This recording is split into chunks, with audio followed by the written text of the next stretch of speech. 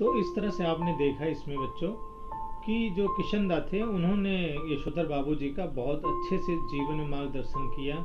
और साथ ही साथ चूंकि पहाड़ के जो लोग होते हैं वो बहुत सीधे होते हैं और उनको नगरीय जीवन का अनुभव नहीं होता है। और जो किशनदा थे वो काफ़ी दिनों से दिल्ली में रह रहे थे, नौकरी कर रहे थे, तो उनको इस बात का पता था कि हाँ कैसे किस ढंग से यहाँ पर रहना है, ऑफिस में कैसे लोगों से बात करनी है। तो इस तरह से एक जो समूह था उनका, उनके पहाड़ से जो लोग आते थे उनके साथ रहते थे और इस तरह से वो परवरिश करते थे, संस्कार डालते थे उसमें, रहते रहते साथ में इस तरह से लोग जान जाते थे। तो यशोधर बाबू का उन्होंने मार्गदर्शन भी पूरा किया। फिर इसके बाद बात आती है कि चड्ढा ने, आगे देखिए बढ़ता कि चड्ढा ने जोर से कहा, ये खो गए थे यशोधर बाबू उन बातों में, पुरानी बातें याद करके। अब वही ऑफिस की बातें देखिए कि चड्ढा ने जोर से कहा, बड़े बाबू आप किन ख्यालों में खो गए? मेनन पूछ रहा है कि आपकी शादी हुई कब थी? तो इस तरह से जब ये बात पूछता है यहाँ पे, तो यशोधर बाबू ने सकपका कर अपना बढ़ा हुआ हाथ वापस खींचा और मेनन से मुखातिब होकर बोले, now let me see, I was married on 6 February 1947। देखिए इस पाठ में ये बताया गया है कि यशोधर बाबू जो है वो आधुनिक विचारधारा के विरोधी हैं, भारतीय संस्कृति के पोषक हैं, भारतीय संस्कृति के संवाहक हैं और भारतीय संस्कृति के जो परंपरागत मूल्य हैं उनको अपने जीवन में उतार कर उसी ढंग से जीने की कोशिश करते हैं। लेकिन उनको अंग्रेजी बोलने में कोई गुरेज नहीं है, इसलिए वो कहते हैं now let me see, I was married on 6 February 1947। और जैसे ही उन्होंने ये बात कही वैसे ही देखिए उन्होंने क्या किया, मेनन ने फौरन हिसाब लगाया और चहक कर बोला, many many happy returns of the day sir, आज तो आपकी सिल्वर वेडिंग है, शादी के 25 साल हो गया। यशोधर जी खुश हुए होंगे और झेपते हुए खुश हुए। देखिए ये जो लेखक है किस ढंग से जो मध्यम वर्गीय व्यक्ति है और जो आधुनिक विचारधारा के विरोधी है, उसकी जो बातों को ग्रहण करने की शैली और जो उसके शरीर, जो उसका भाव अभिव्यक्त हो रहा है, उसको दोनों कैसे करें कि यशोधर जी खुश होते हुए झेपे और झेपते हुए खुश हुए। यह अदा उन्होंने किशनदा से सीखी थी। देखिए यहाँ भी उनके किशनदा के जीवन का प्रभाव है। तो चड्ढा ने घंटी बजाकर चपरासी को बुलाया और कहा, सुन भाई भगवान दास, बड़े बाऊ से बड़ा नोट ले और सारे सेक्शन के लिए चाय पानी का इंतजाम कर फटाफट। यशोधर जी फंस गए। हाँ, यशोधर जी बोले, अरे ये वेडिंग एनिवर्सरी वगैरह सब गोरे साहबों के चोचले हैं, हमारे यहाँ थोड़ी मानते हैं। चड्ढा बोला, मिक्सचर मत पिलाइए गुरुदेव, ठीक है ना। ये मतलब जो आपस में कार्यालय में बोलने की शैली होती है उसको इन्होंने इसमें जो लेखक ने डाला है कि आपको बिल्कुल इसमें लगे कि हाँ यथार्थ है ये, है ना। कि चड्ढा बोला, मिक्सचर मत पिलाइए गुरुदेव, चाय मुट्ठी लड्डू बस इतना ही तो सौदा है, इनमें कौन आपकी बड़ी माया निकली जानी है, ठीक है।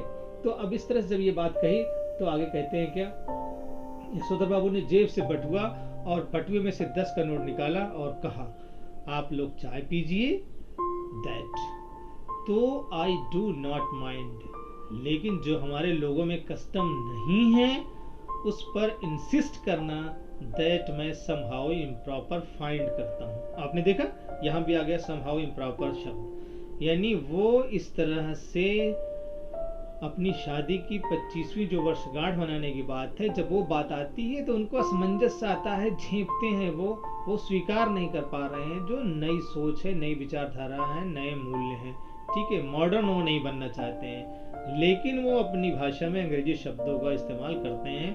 तो यही है उनका जो मानसिक अंतर्द्वंद है, वैचारिक अंतर्द्वंद है। कभी कभी इसमें परीक्षा में भी आता है कि यशोधर बाबू किस वैचारिक अंतर्द्वंद से गुजरते हैं, तो वो यही है कि वो अंग्रेजी बोलने में गुनाह, अंग्रेजी बोलने में तो गुरेज नहीं करते हैं, लेकिन अंग्रेजी विचारधारा से, अंग्रेजी जो संस्कृति है उससे वो अपने आप को अलग रखना चाहते हैं। इस तरह से चड्ढा ने 10 का नोट चपरासी को दिया और पुनः बड़े बाऊ के आगे हाथ फैला दिया कि एक नोट से सेक्शन का क्या बनता है, रुपए 30 हो तो चुपके भर का जुगाड़ करा सकें। सारा सेक्शन जानता है कि यशोधर बाबू अपने बटुए में 100-150 रुपए हमेशा रखते हैं, भले ही उनका दैनिक खर्च नगण्य है, और तो और बस टिकट का खर्च भी नहीं, गोल मार्केट से सेक्रेटरियाट तक पहले साइकिल में आते जाते थे, इधर पैदल आने जाने लगे हैं, क्योंकि उनके बच्चे आधुनिक युवा हो चले हैं और उन्हें अपने पिता का साइकिल सवार होना सख्त नागवार गुजरता है। बच्चों के अनुसार साइकिल तो चपरासी चलाते हैं। ये देखिए, तो एक जो बच्चों की सोच होती है, जिस क्वार्टर में रहते हैं, जिस जगह पे रहते हैं, जब वो पढ़ने लगते हैं, बड़े होने लगते हैं, जिस सोसाइटी में, जिस समाज में रहते हैं, ऐसे उनका भी समाजीकरण होता है। धीरे धीरे उनमें भी वैचारिक जो है बातें आती हैं। वो समझते हैं, कोशिश करते हैं कि किस तरह से हमारे पिताजी को रहना चाहिए, हमारी जीवन शैली क्या है, या हमारा जीवन का स्तर क्या है। तो वो बात यहाँ पे कहा कि बच्चों के अनुसार साइकिल तो चपरासी चलाते हैं, बच्चे चाहते हैं कि पिताजी स्कूटर ले लें, लेकिन पिताजी तो पुराने ख्याल के ठहरे। इसलिए पिताजी यानी यशोधर बाबू को समहाउ स्कूटर निहायत बेहुदा सवारी मालूम होती है, और कार जब अफोर्ड की नहीं जा सकती तब उसकी बात सोचना ही क्यों। ठीक, तो ये देखिए इनकी सोच किस तरह से आगे के धीरे से बढ़ती रहती है। फिर आगे कहते हैं कि चड्ढा के जोर देने पर बाऊ ने 10-10 के नोट 2 और दे दिए, लेकिन सारे सेक्शन के इकरार करने पर भी वो अपनी सिल्वर बेडिंग की इस दावत के लिए रुके नहीं।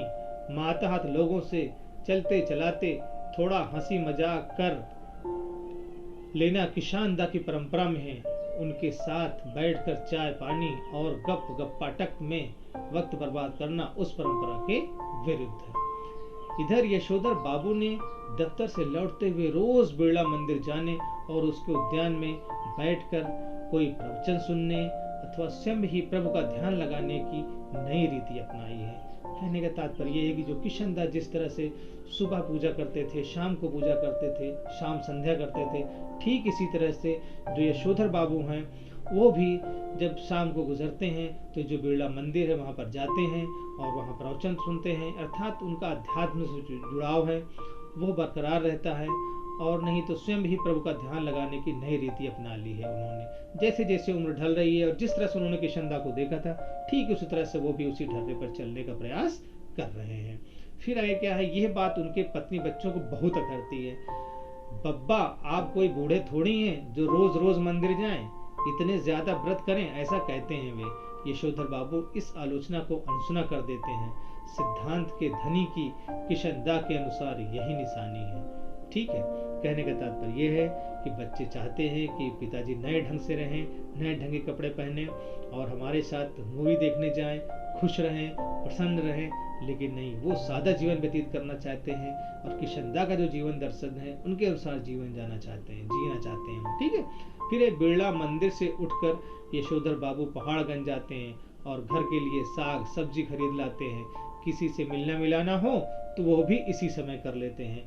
तो भले ही दफ्तर 5 बजे छूटता हो, वो घर 8 बजे से पहले नहीं पहुंचते। आज बिरला मंदिर जाते हुए यशोधर बाबू की निगाह उस अहाते पर पड़ी जिसमें कभी किशनदा का 3 बेडरूम वाला क्वार्टर हुआ करता था और जिस पर इन दिनों एक 6 मंजिला इमारत बनाई जा रही है। इधर से गुजरते हुए कभी के DIZ एरिया की बदलती शक्ल देखकर यशोधर बाबू को बुरा सा लगता है। ये लोग सारा गोल मार्केट क्षेत्र तोड़कर यहाँ 1 मंजिला क्वार्टरों की जगह ऊंचे इमारतें बना रहे हैं। यशोधर बाबू को पता नहीं कि वे लोग ठीक कर रहे हैं कि गलत कर रहे हैं। उन्हें यह जरूर पता है कि उनकी यादों के गोल मार्केट के ढहाए जाने का गम मनाने के लिए उनका इस क्षेत्र में डटे रहना निहायत जरूरी है। उन्हें एंड्रयूसगंज, लक्ष्मीबाई नगर, पंडारा रोड आदि नई बस्तियों में पद की गरिमा के अनुरूप D2 टाइप क्वार्टर मिलने की अच्छी खबर कई बार आई है, मगर हर बार उन्होंने गोल मार्केट छोड़ने से इनकार कर दिया है। जब उनका क्वार्टर टूटने का नंबर आया तब भी उन्होंने इसी क्षेत्र की इन बस्तियों में बचे हुए क्वार्टरों में एक अपने नाम अलाट करा लिया। पत्नी के ये पूछने पर कि जब ये भी टूट जाएगा तब क्या करोगे, उन्होंने कहा तब की तब देखी जाएगी, कहा और उसी तरह मुस्कुराए जिस तरह किशनदा यही फिक्रा कहकर मुस्कुराते थे। अब आप इस परिच्छेद में यदि आप देखें तो जो बूढ़े लोग होते हैं, जो पुरानी सोच के लोग होते हैं, जो पुराने लोग होते हैं, उन्हें जो उन्होंने अपने जीवन में देखा है वो यादों को संजोना चाहते हैं। जिस घर में रहते हैं उनकी दीवारों से वहां से जुड़ जाते हैं। वो जो उनकी यादें होती हैं, जो घटनाएं होती हैं, परिवार के जो थोड़े थोड़े बातें होती हैं, जो जुड़ाव होता है वो उनके हृदय में समाहित हो जाता है और वो जुड़े रहना चाहते हैं। ठीक वही स्थिति जो विचारधारा है वो यशोधर बाबू की है कि वो जो है उस क्वार्टर से अलग नहीं होना चाहते हैं। बच्चे जहाँ पर रहें उनके, जहाँ पर वो रहें, जहाँ पर वो पूजा संध्या करते हैं और किस तरह से वो अपने आप में वहाँ से जुड़ गए हैं। तो ये जो हम अक्सर देखते हैं कि जैसे कोई आप देखते होंगे अपने परिवार में भी या कहीं भी कि जब कोई भी पुराने लोग हैं, जो बुजुर्ग लोग हैं, अगर कहीं से उनको हटाते हैं, अगर आप कोई गांव में आपके माता पिता रहते हैं, आप उनको शहर में रहना चाहें तो भले एक दो दिन आगे जाए, लेकिन वो पुनः गांव जाएंगे। भले वहाँ गांव में सुविधाएं उनको नहीं है, गांव में किसी तरह की, है ना, लेकिन वो गांव का ही अच्छा लगेगा उन्हें। क्यों? क्योंकि उनका समय वहाँ गुजरा है, उनकी यादें वहाँ जुड़ी हुई हैं, वहाँ उन्होंने संघर्ष किया है, वहाँ उनकी तरह के लोग हैं। तो ठीक वही स्थिति यशोधर बाबू की है। ठीक है। और लास्ट में लिखा ये देखिए इसमें कि किशनदा जिस तरह से बात करते थे, मुस्कुराते थे, उसी तरह से इन्होंने भी किया। फिर आगे देखिए इसमें ये लिखा है कि सच तो यह है कि पिछले कई वर्षों से यशोधर बाबू का अपनी पत्नी और बच्चों से हर छोटी बड़ी बात में मतभेद होने लगा है। अब देखिए जो बच्चे हैं वो आधुनिक विचारधारा के हैं, नए नए ख्यालात के हैं, नई नई चीज़ें वो अडाप्ट करते चले जा रहे हैं। जो माँ है वो भी अपने बच्चों का साथ दे रही हैं। तो इनके विचार और जो इनकी पत्नी है और जो इनके बच्चे हैं उसमें विचार मिलते नहीं, तो उसमें मतभेद होने लगा है और इसी वजह से वो घर जल्दी लौटना पसंद नहीं करते। जब तक बच्चे छोटे थे तब तो वो उनकी पढ़ाई लिखाई में थोड़ा बहुत मदद कर सकते थे और कर देते थे। इस तरह से आगे बढ़ती कहानी कि अब बड़ा लड़का एक प्रमुख विज्ञापन संस्था में नौकरी पा गया है। यद्यपि समहाउ यशोधर बाबू को अपने साधारण पुत्र को असाधारण वेतन देने वाली यह नौकरी कुछ समझ में आती नहीं है। यानी उसको आज के हिसाब से उसको नौकरी मिल गई है, लेकिन वो जो है उनको लगता है कि हम लोग तो हमारे ज़माने में इतनी ज़्यादा पैसे नहीं मिलते थे, आज के लिए बच्चा कैसे जो एडवर्टीजमेंट किसी कंपनी में लगा हुआ है और उसको इतनी ज़्यादा तनख्वाह मिल रही है। अंदर से वो खुश होते हैं, लेकिन उनको अपने साधारण पुत्र की साधारण वेतन देने वाली ये नौकरी कुछ समझ में नहीं आती है। तो वो एक जो मध्यम वर्गीय विचारधारा का व्यक्ति है और जो एक प्रकार से अगर आप यहाँ पर ये सोचिए तो ये भी है कि एक वैचारिक सीमा व्यक्ति अपनी गढ़ लेता है और उसके बाहर नहीं निकलना चाहता है कि नहीं हमारा परिवार जो है हम जो है सिर्फ इतना ही रहेंगे, इसके आगे इस क्षेत्र में नहीं जा सकते, इस क्षेत्र में नहीं। लेकिन जो युवा पीढ़ी होती है, जो नए लोग होते हैं, वो नए नए कीर्तिमान और नए नए प्रतिमान बनाने के लिए पूरा कोशिश करते हैं और वो बनाते भी हैं, जैसे उनके पुत्रों ने किया। वो कहते हैं कि 1,500 रुपया तो हमें अब रिटायरमेंट के पास पहुंचकर मिल रहा है और शुरू में ही 1,500 रुपया देने वाली इस नौकरी में जरूर कुछ पेच होगा। यशोधर जी का दूसरा बेटा दूसरी बार IAS देने की तैयारी कर रहा है और यशोधर बाबू के लिए ये समझ सकना संभव है कि जब ये पिछले साल एलाइड सर्विसेज की सूची में माना काफी नीचे आ गया था, तब इसने ज्वाइन करने से इनकार क्यों कर दिया।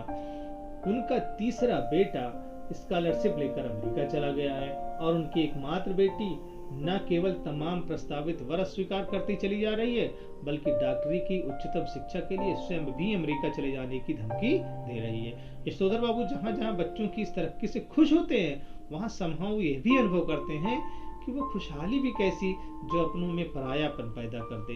कहने का तात्पर्य है कि बच्चों में प्रगति तो हो रही है, लेकिन वो दूर चले जा रहे हैं, अपनापन नहीं है उसमें, एक जो संवेदनशीलता है वो नहीं है, मोह नहीं रह गया है।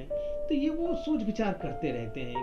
अपने बच्चों द्वारा गरीब रिश्तेदारों की उपेक्षा उन्हें समहाउ जचती नहीं है। एनीवे, जनरेशनों में गैप तो होता ही है, सुना ऐसा कहकर स्वयं को दिलासा देता है पिता। और इस तरह से यशोधर बाबू सोचते हैं चलो कोई बात नहीं है, क्या करें, नए जमाने के बच्चे हैं, वो हमारे पुराने रिश्तेदारों को उतना स्वागत नहीं करते हैं, सम्मान नहीं देते हैं, लेकिन अब क्या कर सकते हैं। फिर इस तरह से कहानी देखिए आगे बढ़ती है। यद्यपि यशोधर बाबू की पत्नी अपने मूल संस्कारों से किसी भी तरह आधुनिक नहीं है, तथापि बच्चों की तरफदारी करने की मात्र सुलभ मजबूरी ने उन्हें भी मॉड बना डाला है। यानी मूल संस्कार का मतलब जहाँ वो पैदा हुई, जहाँ उनका बचपन व्यतीत हुआ और शादी के पश्चात जहाँ वो रही यशोधर बाबू के साथ अल्मोड़ा में, पहाड़ का जो कठिनाई से भरा हुआ जीवन था, उसमें कुछ ये भी है कि जिस समय उनकी शादी हुई थी यशोधर बाबू के साथ गांव से आए ताऊ जी और उनके 2 विवाहित बेटे भी रहा करते थे। इस संयुक्त परिवार में पीछे ही पीछे बहुओं में गजब के तनाव थे, लेकिन ताऊ जी के डर से कोई कुछ नहीं कह पाता था। यशोधर बाबू की पत्नी को शिकायत है कि संयुक्त परिवार वाले उस दौर में पति ने हमारा पक्ष कभी नहीं लिया, बस जेठानियों को चलने दी। उनका यह भी कहना है कि मुझे आचार व्यवहार के ऐसे बंधनों में रखा कि बुढ़िया ताई के लिए थे, वे सब मुझ पर भी लागू करवाए।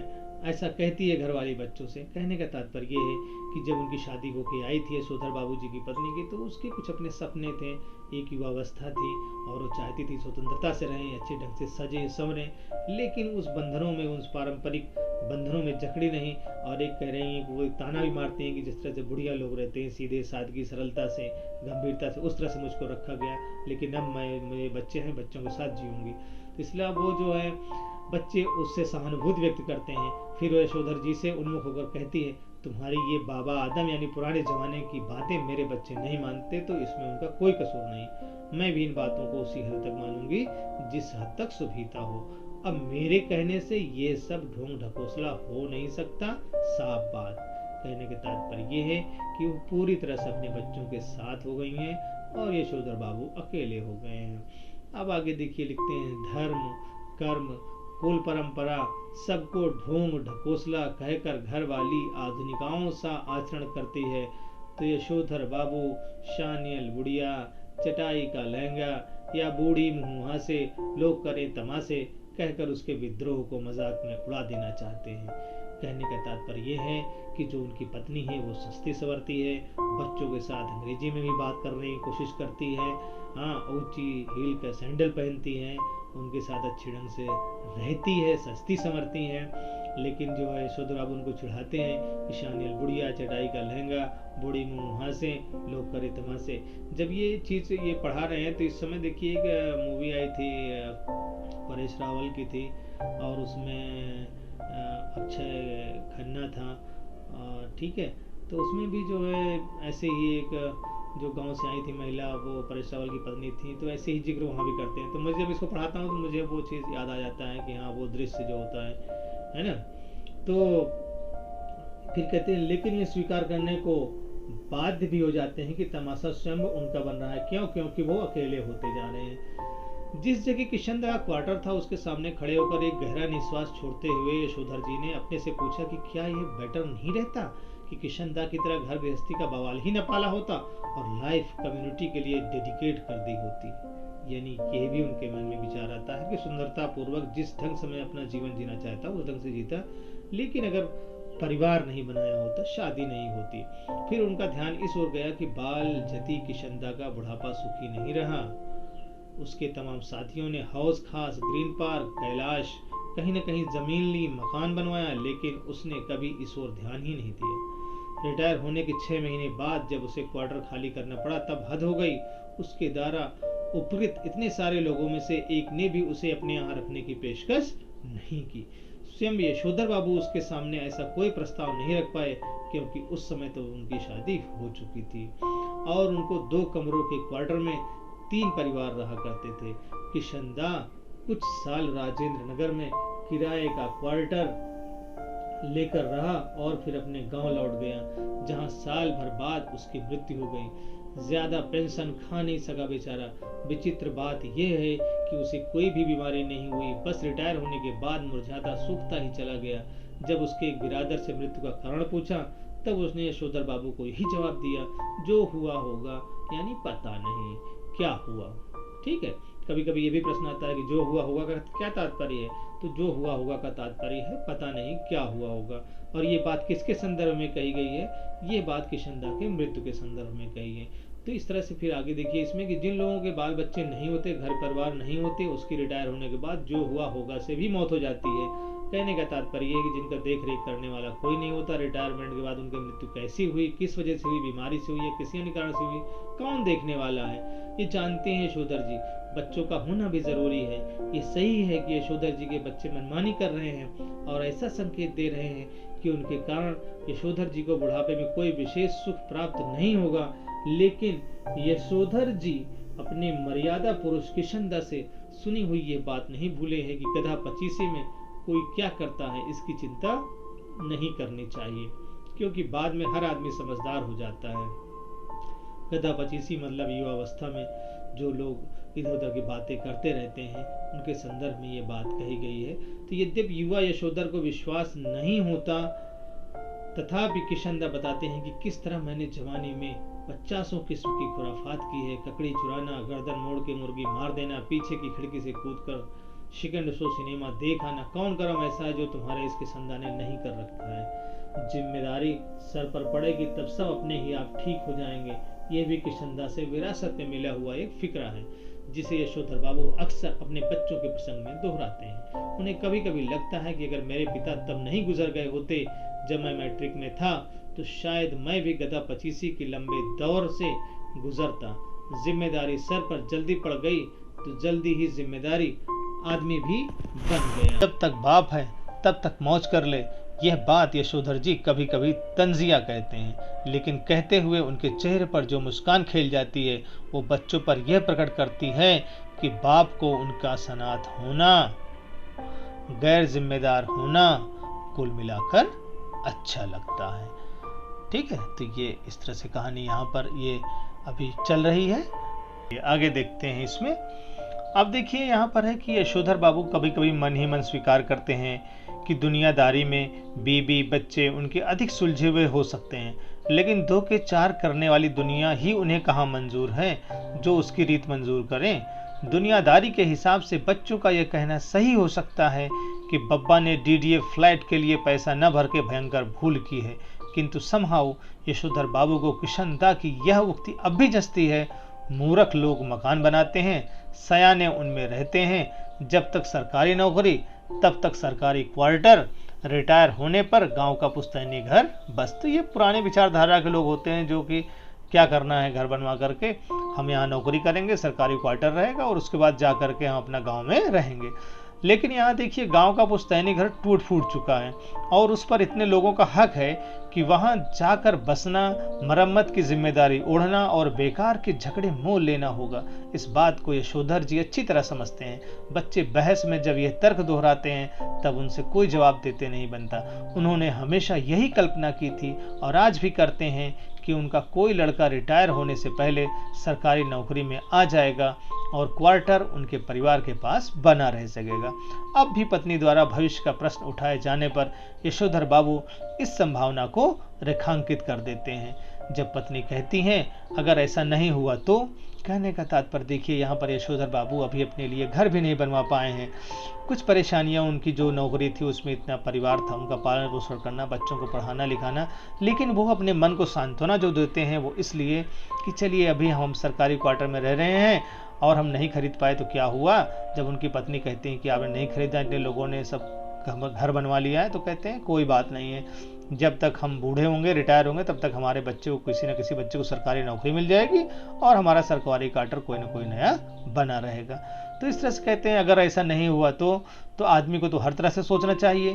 तब यशोधर बाबू टिप्पणी करते हैं कि सब तरह से सोचने वाली हमारी बिरादरी में नहीं होते हैं, उसमें तो एक ही तरह से सोचने वाले होते हैं, कहते हैं और कहकर लगभग नकली सी हंसी हंसते हैं। यानी उनको आंतरिक बात इस बात की पता है कि देखो अगर ऐसा नहीं हुआ तो फिर क्या होगा, आखिर कहाँ रहेंगे हम लोग, है ना। लेकिन फिर भी चलिए, चूंकि वो किशनदा के साथ रहे तो अंदर से हिम्मत रख रहे हैं वो, और जितना ही इस लोक की जिंदगी यशोधर बाबू को वो नकली हंसी हंसने के लिए बाध्य कर रही है, उतना ही वो परलोक के बारे में उत्साही होने का यत्न कर रहे हैं। यानी इस संसारिक माया मोह से ध्यान हटाकर वो अध्यात्म की ओर, प्रभु की ओर, ईश्वर की ओर उन्मुख होते जा रहे हैं। तो उन्होंने बिरला मंदिर की ओर तेज कदम बढ़ाए, लक्ष्मी नारायण के आगे हाथ जोड़े। अब देखिए कहानी फिर वहीं आ गई जब ऑफिस से आ रहे थे। ठीक है, असीक का फूल चुटिया में खोसा और पीछे से उस प्रांगण में जा पहुंचे और जहां एक महात्मा जी गीता पर प्रवचन कर रहे थे। इसमें असीक का फूल लिखा है, देखिए एक फूल ही होता है एक अच्छी तरह का, और वहाँ पे मैंने पहाड़ में भी देखा लोगों को कि जब सुबह सुबह क्या करते हैं, पहाड़ जो फूल है वो सिर में खोस लेते हैं। तो ये एक परंपरा है, उसका अनुपालन यहाँ पर ये यशोधर बाबू करते हैं। तो अफसोस आज प्रवचन सुनने में यशोधर जी का मन खास लगा नहीं। सच तो ये है कि वो भीतर से बहुत ज्यादा धार्मिक अथवा कर्मकांडी है नहीं। हाँ, अब देखिए यही है विरोधाभास उनके जीवन का। मंदिर जाते हैं, प्रार्थना करते हैं, पूजा करते हैं, लेकिन वो भीतर से बहुत ज्यादा धार्मिक अथवा कर्मकांडी नहीं है। हाँ, इस संबंध में अपने मर्यादा पुरुष किशनदा द्वारा स्थापित मानक हमेशा उनके सामने रहे हैं। जैसे जैसे उम्र ढल रही है वैसे वैसे वो भी किशनदा की तरह रोज मंदिर जाने, संध्या पूजा करने और गीता प्रेस गोरखपुर की किताबें पढ़ने का यत्न करने लगे हैं। अगर कभी उनका मन शिकायत करता है कि इस सब में लग नहीं पा रहा हूँ, तब उससे कहते हैं कि भाई लगना चाहिए। अब तो माया मोह के साथ साथ भगवत भजन का भी कुछ स्थान देना होगा कि नहीं। नई पीढ़ी को देकर राजपाट तुम जाओ, बाट वन प्रदेश की, जो करते हैं जैसा करते हैं करें, हमें तो अब बस वर्ल्ड की नहीं, वर्ल्ड मतलब संसार की नहीं, उसकी इस लाइफ की नहीं, उसकी चिंता करनी है। वैसे अगर बच्चे सलाह मांगे, अनुभव का आदर करें तो अच्छा लगता है, अब नहीं मांगते तो ना मांगे। यशोधर बाबू ने फिर अपने को झिड़का कि ये भी क्या हुआ कि मन को समझाने में फिर भटक गए। अच्छा गीता महिमा सुनो, ठीक। तो देखिए इसमें असीक फूल के जो चित्रण था यहाँ पे अर्थ दिया हुआ है, भगवान के चरणों से उठाए हुए आशीर्वाद के फूल। फिर सुनने लगे, मगर व्याख्या में जनार्दन शब्द जो सुनाई पड़ा तो उन्हें अपने जीजा जनार्दन जोशी की याद आई। जनार्दन शब्द विष्णु जी के लिए है, ठीक है। और यहाँ पे उनको अपने जोशी जी की याद आई, जीजा जी की। परसों ही कार्ड आया था कि उनकी तबीयत खराब है। यशोधर बाबू सोचने लगे कि जीजा जी का हाल पूछने अहमदाबाद जाना ही होगा। ऐसा सोचते ही उन्हें यह भी ख्याल आया कि यह प्रस्ताव उनकी पत्नी और बच्चों को पसंद नहीं आएगा। सारा संयुक्त परिवार बिखर गया है। पत्नी और बच्चों की धारणा है कि इस बिखरे परिवार के प्रति यशोधर जी का एक तरफा लगाव आर्थिक दृष्टि से सर्वथा मुक्तापूर्ण है। यानी जब गांव जाते हैं, रिश्तेदारों के आ जाते हैं, कुछ ना कुछ देना पड़ता है, लेना पड़ता है, तो इस तरह से अनावश्यक पैसा खर्च कर रहे हैं। हमें लोग यहाँ दिल्ली में किसकी ज़रूरत है हमें अनावश्यक वहाँ पैसा खर्च करने की। लेकिन यशोधर बाबू को अपने परिवार से, नातेदारों से, रिश्तेदारों से एक सामाजिक जुड़ाव है, और जो पुराना व्यक्ति है वो इसको निभाने की कोशिश करता है। वो बात यहाँ लेखक ने दर्शाई है। तो यशोधर जी खुशी गम के हर मौके पर रिश्तेदारों के यहाँ जाना जरूरी समझते हैं। वो चाहते हैं बच्चे भी पारिवारिकता के प्रति उत्साही हों। बच्चे क्रुद्ध ही होते हैं। अभी उस दिन हद हो गई, कमाऊ बेटे ने यह कह दिया कि आपको बुआ को भेजने के लिए पैसे मैं तो नहीं दूंगा। यशोधर बाबू को कहना पड़ा कि अभी तुम्हारे बब्बा की इतनी साख है कि 100 रुपए उधार ले सकें। यशोधर जी का नारा, हमारा तो सेप ही ऐसा देखा ठहरा, हमें तो यही परंपरा विरासत में मिली है। इस नारे से उनकी पत्नी बहुत चिढ़ती है। पत्नी का कहना है और सही कहना है कि यशोधर जी का स्वयं का देखा हुआ कुछ नहीं है। माँ के मर जाने के बाद छोटी सी उम्र में वो गांव छोड़कर अपनी विधवा बुआ के पास अल्मोड़ा आ गए थे। अब बुआ का कोई ऐसा लंबा चौड़ा परिवार तो था नहीं कि जहाँ के यशोधर बाबू जी कुछ देखते और परंपरा के रंग में रंगते। मैट्रिक पास करते ही वो दिल्ली आ गए और यहाँ रहे कुंवारे कृष्णानंद जी के पास। तो सामाजिकता कहाँ से सीखेंगे? कुंवारे की गृहस्थी में क्या होता है, देखने को होता क्या है? पत्नी आग्रह पूर्वक कहती है, कुछ नहीं, तुम अपने उनके शंदा के मुंह से सुनी सुनाई बातों को अपनी आंखों देखी यादें बना डालते हो कि शंदा को जो भी मालूम था वो उनका पुराने गंवई लोगों से सीखा हुआ ठहरा। दिल्ली आकर उन्होंने घर परिवार तो बसाया नहीं जो जान पाते कि कौन से रिवाज निभ सकते हैं, कौन से नहीं। पत्नी का कहना है कि किशन दा तो थे ही जन्म के बूढ़े, तुम्हें क्या सुर लगा जो उनका बुढ़ापा खुद ओढ़ने लगे हो? तुम शुरू में तो ऐसे नहीं थे, शादी के बाद मैंने तुम्हें देख जो क्या नहीं रखा। हफ्ते में 2-2 सिनेमा देखते थे, गजल गाते थे, गजल हुई और सहगल के गाने। सहगल जो एक पुराने गीतकार रहे हैं, गायक रहे हैं, उन्होंने बहुत अच्छे प्रेम के गीत गाए हैं, उनको सबको सुनते थे। यशोधर बाबू स्वीकार करते हैं कि उनमें कुछ परिवर्तन तो हुआ है, लेकिन वो समझते हैं कि उम्र के साथ साथ बुजुर्गेत आना ठीक ही है। पत्नी से वो कहते हैं कि जिस तरह तुमने बुढ़िया काल ये वगैरह बाँह का ब्लाउज पहनना है, या रसोई से बाहर दाल भात खा लेती हो और ऊंची हील वाली सैंडल पहनते हो और ऐसे ही 50 काम अपनी बेटी के सलाह पर शुरू कर दिए हैं, मुझे तो वे तुम्हारे काम भी समहाउ इम्प्रॉपर मालूम होते हैं। एनीवे, मैं तुम्हें ऐसा करने से रोक नहीं रहा। देयरफॉर तुम लोगों को भी मेरे जीने के ढंग पर कोई इतराज नहीं होना चाहिए। तो ये देखिए, ये संघर्ष है परिवार में चल रहा है।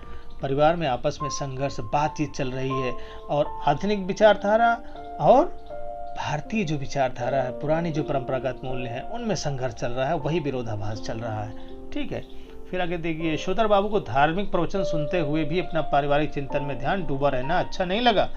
सुबह शाम संध्या करने के बाद जब वो थोड़ा ध्यान लगाने की कोशिश करते हैं, तब भी मन किसी परम सत्ता में नहीं, इसी परिवार में लीन होता है। यशोधर जी चाहते हैं कि ध्यान लगाने की सही विधि सीखें, तथा साथ ही वो अपने से भी कहते हैं कि परहैप्स ऐसी चीज के लिए रिटायर होने के बाद का समय ही प्रॉपर ठहरा। वानप्रस्थ के लिए प्रेस्क्राइब्ड ठहरी ये चीजें, है ना, निर्धारित।